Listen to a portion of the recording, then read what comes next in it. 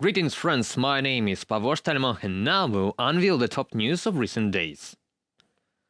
At least $300 billion of Russian assets have been seized around the world after Russia's full-scale invasion of Ukraine. Russia has caused enormous material damage to Ukraine. In the first year of the full-scale aggression alone, the losses reached more than $400 billion, and the total losses since 2014 amount to about $2 trillion. The Kremlin refuses to compensate for the losses caused, does not recognize responsibility for the aggression, and continues to destroy the economy and infrastructure of Ukraine. They always say that they are freeing Donbas, and they do, from the cities and people. There are no such cities as Bakhmut, Popasna, Avdiivka, and others now. There is no infrastructure on the temporarily occupied territories. For example, Donetsk city. In 2012, a new terminal of the airport was opened. During the next year, more than 1 million passengers used this airport. And you know what is happening in the city. A few days ago, they opened the railway ticket office. But the trains are not running. They hope to launch them later. That is, the city that 10 years ago was one of the cities of the European Football Championship is now restoring railway connections. So what is Russia liberating Ukrainian territories from? From civilization. And that is why the transfer of frozen Russian assets to Ukraine is a fair decision.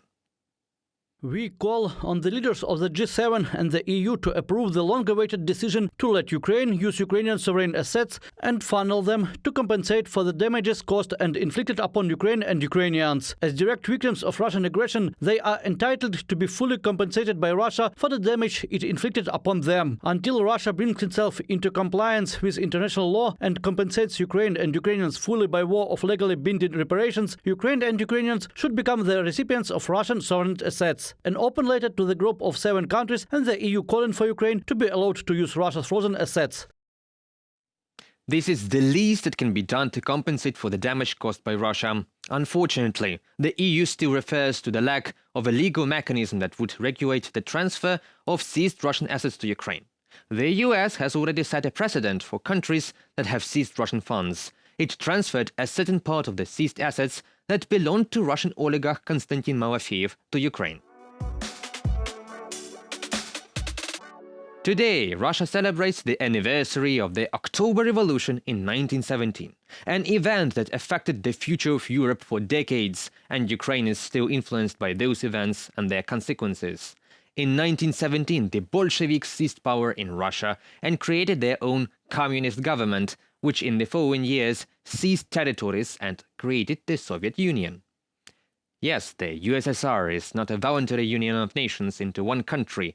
It is a quasi-imperialist formation on the ruins of the Russian Empire. In general, the First World War was the last for many empires, Austro-Hungarian, Ottoman, but not for Russian. It was this time that many modern European countries were formed.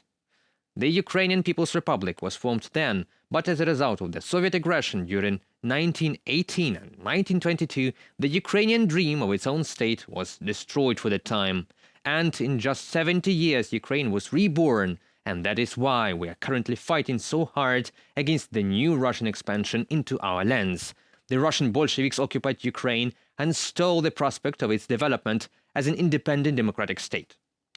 The communist era was a time of totalitarian rule, brutal repression, and social tragedies for Ukrainians. Just read about such things as the Holodomor, the Sandarmoch, the Great Terror, the Executed Renaissance, and Chornobyl. Ukrainians experienced all this during the Soviet occupation. At the national level, Ukraine condemned the communist and National Socialist totalitarian regimes that had brought it so much grief. Russia returns to justifying and glorifying the worst manifestation of communism, the Stalinism. Now Russian school children have been involved in this. So as we see, unpunished evil returns. Following the example of the Bolsheviks, Russia has launched an aggression against independent Ukraine and repeats the crimes of Stalinism, both against Ukrainians and against its own citizens. Repressions, deportations, ideological indoctrination, etc. All this is usual for Russia, but we don't want to live in such a country. And you? Ukraine seeks to restore relations with Africa, which we lost at the end of the 1990s. It was stated by Ukrainian Minister of Foreign Affairs Dmytro Kuleba. He emphasized the importance of maintaining stable foreign policy contexts in order to maintain strong relations between the countries. There should be no interruptions in relations between countries as well as between people, because countries in their essence are very similar to people. They have their prejudices, principles, fears, ambitions, and miscalculations of their ambitions. But the first lesson to be learned is that any break in diplomacy significantly increases the price of returning to it, he said. And as in relations between people, there shouldn't be any concept of double standards in countries' relations. Among today's challenges, one of the key and fundamental narratives of Russian propaganda, the division into the so-called global West and global South.